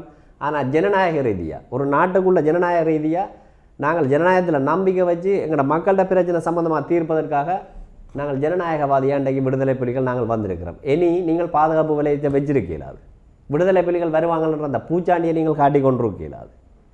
சரிதானே? கிளிநொச்சியில் இருக்கிற நாடாளுமன்ற உறுப்பினர், எனக்கு அவர்கிட்ட பேரை சொல்கிற கூட விருப்பம் இல்லை, அவர் அந்த சைனட் அடிக்கிற சம்மந்தமாக ஒரு விஷயத்தை சொல்லியிருந்தார். அதை உறுதிப்படுத்தணுமான்னு கேட்டிருந்தார். இந்த வெப்சைட்டுகளில் நாளைக்கு ஒரு செய்தி வந்து கொண்டு இருக்குது. எங்கட நோக்கங்கள் நிறைவேற்றப்படுவதற்காக, எங்கட விடுதலை போராட்டம் அடுத்த கட்டத்தை நோக்கி நகர்வதற்காக. சரிதானே? இல்லாட்டி இன்றைக்கு எங்கட மக்கள்கிட்ட இருக்கக்கூடிய இல்லாட்டி காயமடைந்த போராளிகள் இன்றைக்கு வறுமைக்கோட்டுக்குள்ளே இருக்கிற இந்த மக்கள்கிட்ட பிரச்சனை சரியாக தீருமென்னு சொன்னால் நாங்கள் குப்பி அடிக்கிறாங்க, நாங்கள் தயாராக இருக்கிறோம். சரிதானே? ஆனால் நீங்கள் அந்தளவுக்குள்ள உங்களை நாங்கள் எடுத்து நாங்கள் உங்களை பெரியதில் நாங்கள் கதைச்சு கொண்டு இருக்கலாது. விடுதலை போராட்டம் முன்னகர்த்தப்படுவதற்காகத்தான் அங்கே வீரமரணங்கள் நிகழ்கின்றன. எங்களோட ரகசியங்கள் என்னைய விடயங்கள் பாதுகாக்கப்பட வேண்டும் என்பதற்காகத்தான் அங்கே குப்பி கடித்தல் என்ற விடயம் அங்கே உருவாக்கப்படுது. தேவைகளுக்காக போராட்டம் மௌனிக்கப்பட்டதன் பின்னர் போராளிகள் குப்பி கடிக்க வேண்டிய தேவை இல்லை. உங்களுக்கு 7 மணி சொன்னால் இந்த 12,000 பேர் நாங்கள் வானத்திலிருந்து குதிச்சு வந்த ஆக்கள் இல்லை. அந்த தாய் தகப்பனிட்ட ஒரு போராளிகிற தாய் தகப்பனிட்ட போயிட்டு உங்களால் சொல்லலுமா உங்களோட புள்ள தப்பி வந்து நிற்கிறார் ஆளை குப்பி கடிக்க சொல்லுமான்னு சொல்லி. ஆகவே மக்களை பே காட்டாதீங்க தயவு செஞ்சு. உங்களால் ஏலாட்டிக்கு நீங்கள் கொஞ்சம் வெளியால் வந்து நில்லுங்க. சரிதானே? எங்களோட மக்களுக்கு என்ன செய்யணும்ன்றது எங்களுக்கு தெரியும், நாங்கள் அதை சரியாக செய்வோம்னு நினைக்கிறேன். திரு வித்யாதரன் அவர்களே, இல்லை நான் துளசியிடமே அந்த கேள்வி கேட்டேன்ற மாதிரி இருக்குது. அடுத்த கேள்வி உங்கள்கிட்ட நான் நினைக்கிறேன். அந்த கேள்வி தொடர்பிலே உங்களுக்கு தெரியும், இந்த நிகழ்ச்சியிலே அந்த கேள்வியை நான் தவிர்த்து விட்டு போனால் நேயர்களை ஏற்றுக்கொள்ள மாட்டார்கள். இப்பொழுது அவர் சொன்னார் என்ன தகுதி என்று கேட்க, நான் நினைக்கிறேன் துளசிக்கும் நீங்கள் சொன்ன முதல் சொன்ன அவர் சொல்லல நினைக்கிறேன் அங்கே முள்ளந்தண்டில் குண்டுகள் இருப்பதாக. அவர்களுடைய தகுதி என்று அவர்கள் சொல்வது எங்களுடைய உடலை பாருங்கள், அதில் இருக்கிற காயங்களும் அதில் இருக்கிற குண்டுகளும் தான் எங்களுக்கான தகுதி என்று சொன்னதற்கு பின்னர் அந்த தகுதிகள் தொடர்பிலே ஏன் கேட்டேன் என்பது போல் இருக்கிறது. சரி, அதை விட்டு விடலாம். மீள அதே விதமான ஒரு கேள்விதான்.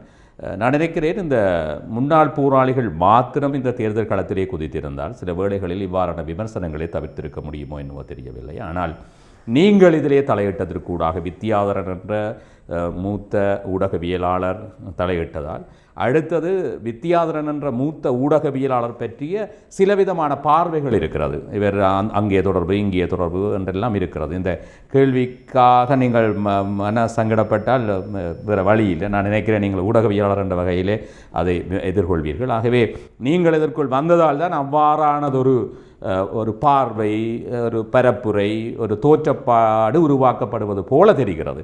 அது தொடர்பிலே நீங்கள் என்ன சொல்லுகிறீர்கள்? 2-3 விடயங்கள் நான் நினைக்கிறேன். ஒரு சின்ன விளக்கம் இதுக்கு கொடுத்தாக வேண்டும். இது ஒரு சரியான வாய்ப்பு, இந்த தருணம், இதனை நான் தெளிவுபடுத்த வேண்டும். முதலாவதாக, இவர்கள் இந்த போராளிகளை ஒன்றிணைக்கிற பணியை நான் செய்திருக்க வேண்டியதில்லை. செய்திருக்க வேண்டியவர்கள் யாரோ அவர்கள் எல்லோரும் செய்ய தவறிய காரணத்தினாலே, என்னுடைய மனசாட்சியின் காரணமாக நான் ஏற்கனவே சொல்லியிருக்கிறேன். இந்த போராளிகளை 12 வயதிலே, 13 வயதிலே, 14 வயதிலே, 15 வயதிலே சைனைட் அணிந்து ஆயுதம் தூக்க வைத்தவர்களுடைய பட்டியலை நீங்கள் போட்டீர்கள் என்றால் அதற்கு காரணமானவர்களை நாங்கள் சில வேளைகளிலே சட்ட ரீதியாக குற்றவாளிகள் இல்லாவிட்டாலும் தார்மீக ரீதியிலே நாங்கள் தான் பொறுப்பானவர்கள். எங்களுடைய எழுத்துக்கள் தான் அவர்களை தூண்டின. அவர்களை இப்படி ஒரு உண்மையாக மதிக்கப்பட வேண்டிய, உண்மையாக வழிநடத்துவதற்குரிய தகுதியுடையவர்களை தூக்கி எறிந்துவிட்டு போலிகள் இடத்தை ஆக்கிரமித்திருக்கின்ற இந்த நிலையை களைந்து மாற்ற வேண்டிய பொறுப்பு பலருக்கு இருக்கின்றது. அதை செய்கின்ற துணிச்சல் எனக்கு மட்டுமே இருப்பதாக நான் நினைக்கிறேன். இந்த துணிச்சல் இன்று வந்ததல்ல. 30 ஆண்டுகள் என்னுடைய பத்திரிகைத்துறை பணியை பாய்த்தவர்கள், மரணங்கள் மலிந்த பூமியிலே தனித்து நின்று நான் நடத்திய ஊடக போராட்டத்தை பார்த்தவர்களுக்கு அது ஒரு புதிய விடயமாக இருக்க மாட்டாது. அடுத்ததாக இன்னொரு விடயம், இது நான் தலைவர் சம்பந்தன் அவர்களை, மாவை சேனாதிராஜா போன்றவர்களை முன்னுக்கு வைத்து அவர்கள் முன்னம் சவாலாக சொல்ல வேண்டிய விடயம். இந்த போராளிகள் எல்லா மாவட்டங்களிலும் சம்பந்தர் ஐயா அவர்களால் நிராகரிக்கப்பட்ட நிலையிலே எல்லா மாவட்டங்களிலுமே தமிழ் மாவட்டங்களிலுமே போட்டியிட விரும்பிய போது அதை தடுத்தவன் நான் தான். தேசிய மட்டத்திலே தமிழருடைய நாடாளுமன்ற பிரதித்துவம் பாதிக்கப்படக்கூடாது என்பதற்காக என்னுடைய அழுத்தத்தின் காரணமாக அவர்கள் அதை கைவிட்டார்கள். யாழ்ப்பாணத்திலே அவர்கள் போட்டியிட எடுத்த முடிவை என்னால் தடுக்க முடியவில்லை. யாழ்ப்பாணத்தில் எடுத்த கட்டத்திலே அவர்கள் யார் அதனுடைய தலைமை வேட்பாளர் என்று கேள்வி எழுந்தது. அந்த கூட்டத்துக்கு நான் தான் இணைப்பாளர் என்ற முறையிலே தலைமை வைத்தேன். அவர்களே என்னை தயவுசெய்து இது பற்றி நாங்கள் பேசுகிறோம், உங்கள் பெயரும் பிரஸ்தாபிக்கப்படுகிறது, தயவுசெய்து நீங்கள் வெளியே போங்கள் என்று என்னை அனுப்பி வைத்தார்கள். கிட்டத்தட்ட ஒரு 20-25 நிமிடங்களுக்கு பின்னர் என்னை அழைத்தார்கள். அவர்கள் சாதக பாதகங்களை பற்றி பேசினோம். இன்றைய காலகட்டத்திலே தலைமை வேட்பாளராக நீங்கள் இருக்க வேண்டும் என்று நாங்கள் எல்லோரும் இப்பொழுது ஏகமனதாக முடிவெடுத்திருக்கிறோம், அந்த முடிவை நீங்கள் ஏற்றுக்கொண்டு செயற்பட வேண்டும் என்று சொன்னார். நான் இதே சம்பந்தரையா மாவை அவர்களிடம் சொல்கிறேன் என்றால், மாவையனும் சம்பந்தரையா அவர்களும் தங்களை தாங்களே வேட்பாளராக நியமித்த எந்த கூட்டத்தில் தாங்கள் இல்லாமல் அந்த முடிவெடுத்தார்கள் என்ற ஒரு கேள்வியை நான் அவர்களை பார்த்து ஒரு சவாலாக விடுக்கிறேன். நீங்கள் போராளிகளிடம் கேளுங்கள். அவர்கள் தலைமை வேட்பாளராக வித்யாதரனை தெரிவு செய்த கூட்டத்திலே வித்யாதரன் இருக்கவில்லை. அவர்களுக்கு அந்த தேவை இருந்தது, அவருடைய கோரிக்கை இருந்தது. இப்போதும் கூட சொல்கிறேன், என்னை மீண்டும் சொல்கிறேன், அந்த கட்டமைப்பிலே நான் ஒரு இணைப்பாளர். கொஞ்சம் சொல்வதானால் குறுகிய காலத்திலே வெளியிலிருந்து விமர்சிக்கப் போகின்ற ஒரு விமர்சகர். நான் அந்த கட்சியிலே ஏணியிலே ஏறி மேலே வருவதற்காக என்னுடைய முயற்சியை ஆரம்பித்தேன் என்று நீங்கள் நினைக்க வேண்டாம். இன்னொரு விடயம், இந்த பொறுப்பு எனக்கு எப்போது ஒப்படைக்கப்பட்டது என்று உங்களிடம் கேட்கலாம். ஆத்மீக ரீதியாக சொல்கிறேன். நான் பலரிடம் பகிர்ந்து கொள்ளாத ஒரு விடயத்தை சொல்கிறேன். எங்களுடைய அரசியல் மதுரைஞர் ரண்டன் பாலசிங்கம் அவர்கள் 5 வாரங்கள் கடைசி காலத்திலே என்னை கூப்பிட்டு அருகில் வைத்திருந்தார். அப்போது என்னிடம் ஒப்புவிக்கப்பட்ட பணிகளில் ஒன்று இது. அவர் அதற்கு சொன்ன விடயங்கள் நான் அதை வெற்றி இப்போது பேச விரும்பவில்லை, இது பொருத்தமான நேரமும் அல்ல. மக்கள் விளக்கு பிடித்து தங்களை வழிநடத்த ஆளில்லையோ என்று தேடுகின்ற நிலை வரும்போது சமூகம் முன்னை தேடி வரும். அதுவரை நீ செய்ய வேண்டியது இது. நான் நினைக்கிறேன் சமூகம் தேடி வந்திருக்கின்ற நிலை எனக்கு வந்திருக்கின்றது. எதற்காக என்னை பாலசிங்கம் அவர்கள் கடைசி 5 வாரமும் தன்னோடு வைத்திருந்தாரோ அதற்கான காலம் கட்டவிழ்ந்திருப்பதாக நிற்கிறேன். இது ஒரு குறுகிய கால பணி. இதிலே நான் நீண்ட காலம் பயணிக்க வேண்டிய தேவை இருக்காது. நான் நினைக்கிறேன் ஜனநாயக போராளிகள் கட்சி ஜனநாயக ரீதியிலாக செயற்படுகின்றது என்பதை வெளியிலிருந்து விமர்சிக்கின்றவனாக விரைவிலே நான் இருப்பேன் என்று நினைக்கிறேன். அதுவரை என்னுடைய பணியை நான் முன்னெடுப்பேன். அப்போது என்னை விமர்சித்தவர்கள் வாயடைக்கின்ற நடவடிக்கையை நான் எடுப்பேன் என்பதை மட்டும் இப்போது கூறி வைக்க விரும்புகிறேன். சரி, நாங்கள் நிகழ்ச்சியினுடைய நிறைவும் செய்து இயங்கிக் கொண்டிருக்கிறோம். ஆகவே இருவரிடமும் ஒரே கேள்விதான், தனித்தனியே. முதலில் திரு துளசி, உலகெங்கும் எங்களுக்கு நேயர்கள் இருக்கிறார்கள். வடகிழக்கிலே மாத்திரமல்ல, தமிழகத்திலே மாத்திரமல்ல, மத்திய கிழக்கு ஐரோப்பிய நாடுகளிலும் இருக்கிறார்கள். ஆக எங்களது நேயர்களோடு நீங்கள் என்ன விடயத்தை பகிர்ந்து கொள்ள விரும்புகிறீர்கள்? இறுதியாக ஒரு விடயத்தை சுட்டிக்காட்டி அடுத்ததை நோக்கி நகரலாம் என்று இருக்கிறேன். வித்தியன்ன்றது எங்களோட ஒரு வெள்ளை கொடி, சரிதானே? நாங்கள் அந்த கொடியை உயர்த்தி பிடிச்சி கொண்டு ஆயுத போராட்டத்திலேருந்து இந்த ஜனநாயகத்துக்குள்ளே வந்திருக்கிறோம். அந்த கொடிகள் இறக்கப்பட்டு நாங்கள் நகர வேண்டிய காலகட்டம் வரும் பொழுது நிச்சயமாக தூக்கி எறிஞ்சிட மாட்டோம், வச்சிருப்போம். மற்றபடி அவர் சம்பந்தமான விமர்சனங்களை நிப்பாட்டி கொடுக்கும். எங்களுக்கு முன்னுக்கு ஒரு விடயம் தேவைப்பட்டது, நாங்கள் வெளியில் வாரதுக்கு எங்களோட பாதுகாப்பாக இருந்தாலும் சரி, ஏனைய சட்ட சிக்கல்களாக இருந்தாலும் சரி, இன்றைக்கு நாங்கள் வெளியிடுற ஒவ்வொரு துண்டு பிரசுரமும் அவற்றை பேரையும் அவற்றை ஃபோன் நம்பரையும் அவற்றை அட்ரஸையும் போட்டு தான் இன்றைக்கு வெளியிட்டு கொண்டிருக்கிறோம். சரி, தேவையில்லை விமர்சனங்கள் எங்களுக்கு தேவையில்லை. தெளிவாங்கிற மக்களுக்கு தெளிவான ஒரு செய்தியை சொல்கிறோம். வந்து நிற்கிறது நாங்கள் தான். அதில் எந்த விதமான ஒரு குழப்பமும் எந்த விதமான ஒரு சந்தேகமும் உங்களுக்கு தேவையில்லை, சரிதானே? அந்நேர நிழலில் இருந்தார்கள் நாங்கள். அந்த நிழல் எங்கள்ட மேலே பட்டிருக்குது, அந்த கௌரவம் எங்கள்கிட்ட இருக்குது. நான் இன்றைக்கு வேறு எதையும் வச்சுக்கொண்டு நாங்கள் இன்றைக்கு அரசியல் செய்யவும் வரையில்லை, இன்றைக்கு அரசியல் கதைக்கவும் வரையில்லை. இங்கே இருக்கிற சாக்கடைகள் அகற்றப்பட்டு சரியான ஒரு தலைமைத்துவத்தை நாங்கள் கொடுக்கணும், சரிதானே? நாங்கள் இன்றைக்கு துணிஞ்சு வந்திருக்கோம். நீங்கள் இன்றைக்கெல்லாம் உங்களோட மனதுக்குள்ள குழப்பம் வந்துருந்தோ, இல்லாட்டி இன்றைக்கு நீங்கள் ஒரு பாதிப்பை நீங்கள் சந்திச்சீங்களோ, இந்த சமுதாய சீர்கேடுகளாக இருக்கட்டும், ஏனைய படுகொலை சம்பவங்கள், இந்த வாழ்வெட்டுக்களாக இருக்கட்டும், இன்றைக்கு எங்கட மக்கள் அந்த சூழ்நிலை குழம்பி போயிருந்ததோ அப்போ நீங்கள் சொல்லியிருந்த நீங்கள் பொடியல் இருந்திருந்தால் நல்லா இருக்குமென்னு சொல்லி, இப்போ உங்களோட பிள்ளைகள் நாங்கள் வெளியால் வந்திருக்கிறோம், இனி நீங்கள் முடிவெடுக்க வேண்டியது உங்களோட தருணம். ஆகவே மக்களே, சிறப்பான ஒரு அதிகாரத்தை இல்லாட்டிக்கு சிறப்பான ஒரு ஆளுமை மிக்கவர்களை நீங்கள் எங்களோட கட்சிக்குள்ளே தேர்ந்தெடுக்கும். தனிப்பட்ட ரீதியாக நாங்கள் யாருமே வாக்கு கேட்க போகிறதில்லை. சிலந்தி உங்களோட சின்னம், சுயேட்சை நாளில் நாங்கள் போட்டியிடுறோம். உங்களுக்கான வேட்பாளர்கள் இல்லாட்டிக்கு உங்களுக்கான பாராளுமன்ற உறுப்பினர்கள் யாருன்றதை நீங்கள் தெரிவு செய்யுங்க. சரியான ஒரு முடிவை நீங்கள் கொடுங்க. விடுதலை புலிகளால் கை காட்டப்பட்டவர்கள் பாராளுமன்ற தேர்தலில் வந்த பொழுது 8 உறுப்பினர்களை நீங்கள் தெரிவு செய்திருந்தீங்க. நீங்கள் இன்றைக்கு நாங்கள் விடுதலை புலிகளை நேர வந்திருக்கிறோம். காலத்தின் தேவை. நாங்கள் இன்றைக்கு சர்வதேசத்துக்கு சொல்ல வேண்டிய நிறைய செய்திகள் இருக்குது. ஆயுதங்களை கைவிட்டு போட்டு பேச்சுவார்த்தைக்கு வாங்க முழுக்களையும் கதைக்கலாம்னு இன்றைக்கி நயவஞ்சகத்தோட கூடிய சர்வதேசத்திட்ட சொல்கிறோம். நாங்கள் இன்றைக்கி ஆயுதத்தை கைவிட்டு ஜனநாயகத்துக்குள்ளே வந்து நிற்கிறோம். என்ன செய்ய போகிறீங்க? தமிழ்நாட்டு பிரச்சனைக்கு நீங்கள் என்ன முடிவெடுக்க போகிறீங்க? உங்களுக்கு பிரச்சனையாக இருந்தது இல்லாட்டிக்கு நீங்கள் எங்களை கண்டு பயந்தது எங்களோட கையில் இருந்த ஆயுதங்களாக இருந்தால் இன்றைக்கு நாங்கள் ஆயுதத்தை விட்டு எங்களோட கட்டுக்கோப்பு ரீதியாக இன்றைக்கு 6 வருஷத்துக்கு சரியான ஆக்களை நாங்கள் எங்களை நிரூபிச்சிருக்கிறோம். எந்த விதமான ஒரு தவறுகளுக்குள்ளே நாங்கள் போகவில்லை. எங்களை பற்றிய பயங்கள் பீதிகள் அனைத்தையும் இன்றைக்கு உடைச்சறிஞ்சு போட்டு ஜனநாயகம் என்ற ஒரு வழிக்குள்ளே நாங்கள் வந்து நிற்கிறோம். என்ன சொல்லல அது இயக்கம் துவக்க தூக்கி கொண்டு வர போகுதுண்டு. என்ன சொல்லல அது இயக்கம் தனக்கு இருக்கிற பிரச்சனைக்கு வன்முறையை தான் நாடுமான்னு சொல்லி ஜனநாயகம் என்ற கதவுகளை நாங்கள் அகலமாக துறந்து வச்சிருக்கிறோம். இந்த நேரத்தில் தெற்கில் உள்ள தலைமைகளும் சர்வதேசமும் எங்களை வரவேற்க வேண்டிய கடமைப்பாடு இருக்குது. ஆகவே மக்களே, சிறப்பான பெறுமதியான ஒரு நேர்த்தியான தெளிவான சிந்தனையாக நீங்கள் உங்களோட வாக்குகளை பிரயோகிங்கோ. சரியான ஆளுமையுள்ள தலைவர்களாக நீங்கள் எங்களை அனுப்பி வைக்கும் பட்சத்தில் குறிக்கப்பட்ட காலத்துக்குள்ளே இலங்கையில் நீதி நிர்வாகத்துறையினருடன் இணைந்து கடந்த காலத்தில் நாங்கள் பெற்றுக்கொண்ட அனுபவங்களோட செயற்பாட்டு திறனோட நாங்கள் சரியான ஒரு கட்டமைப்பையும் தளத்தையும் உருவாக்குவோம் என கூறிக்கொள்கிறேன். நிறைவாக திரு வித்தியாதரனிடம் அதே கேள்விதான். ஒரு ஊடகவியலாளராக உங்களை பார்த்த நாங்கள் இப்பொழுது ஒரு வேட்பாளராக பார்க்கிறோம். இந்த 2 தளங்களிலும் இருந்து எங்களது நேர்களோடு எண்ணத்தை பகிர்ந்து கொள்ள விரும்புகிறீர்கள்? நீங்கள் முதல் கேட்ட கேள்வியை ஒட்டியே இங்கு தேர்தல் களத்தில் இருக்கின்ற ஏனைய வேட்பாளர்களோடு இந்த மண்ணோடு நின்று பிடித்தவன் என்ற முறையிலே நான் எந்த வகையிலும் சளைத்தவன் அல்லன். என்னுடைய எண்ணம் எம்பியாவது அல்ல. இவர்களுக்கான ஒரு அங்கீகாரம் தான் என்னுடைய இலக்கும் எண்ணம். இதை நாங்கள் செய்வதற்கு உங்களுடைய வாக்குப்பலம் நிச்சயம் அவசியமானது. நீங்கள் கொடுப்பீர்கள். அதே நேரத்திலே புலம்பெயர் தேசத்திலும் பிற மாவட்டங்களிலும் இருக்கின்றவர்கள் மிகப்பெரிய சொத்து ஜாம்பவாங்களோடு நாங்கள் மோதுகின்றோம். எங்களுக்கிடம் வசதி வாய்ப்புகள் குறைவு. போராளிகளுடைய திடசித்தம் மாத்திரமே இருக்கின்றது. அவர்கள் கடும் உழைப்பாளிகள். அந்த உழைப்பு மாத்திரம் போதுமானதல்ல. மக்களை எட்டுவதற்கும் எங்களுடைய விழிப்புணர்வை ஏற்படுத்துவதற்கும் உங்கள் உதவிகளை கேட்கிறோம். எங்களிடம் யாருடைய பின்னணியும் இல்லை. உதவி இல்லாமல் வாடுகின்ற இவர்களுக்கு உதவுங்கள். அதை இவர்கள் சார்பிலே வெளியில் நின்று கேட்கின்ற உரிமை எனக்கு இருக்கின்றது. இந்த மண்ணோடு நின்றவன் என்ற முறையிலே தயவு செய்து வெறும் வாக்கு மாத்திரம் போதுமானதல்ல. அவர்கள் வாக்குகளை சேகரிப்பதற்கான வழிவகைகளை இன்று வரை நீங்கள் ஜனநாயக போராளியினுடைய ஒரு விளம்பரத்தை ஒரு பத்திரிகையில் பார்த்திருக்க மாட்டீர்கள். துண்டு பிரசுரங்கள் மாத்திரமே, அதுவும் பல வர்ணத்தில் அச்சிடாமல் ஒரு வர்ணத்தில் சின்ன துண்டு பிரசுரங்களை அச்சிட்டு வீடு வீடாக நடந்து சென்று அவர்கள் விநியோகிக்கின்ற காட்சியை நீங்கள் பார்த்திருப்பீர்கள். அவர்களுக்கு எதை கொடுக்க வேண்டும், எதை செய்ய வேண்டும் என்பது உங்களுக்கு தெரியும்.